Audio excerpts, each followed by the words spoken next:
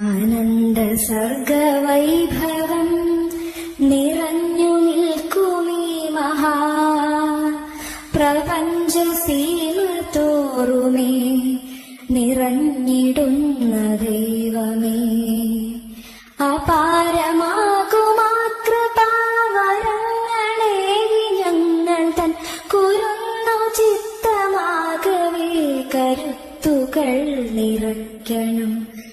ശക്തിയോർമ്മയും നിത്യശുദ്ധി വിനയവും സർഗസിദ്ധിയൊക്കെയും ഞങ്ങളിൽ നിറയ്ക്കണം.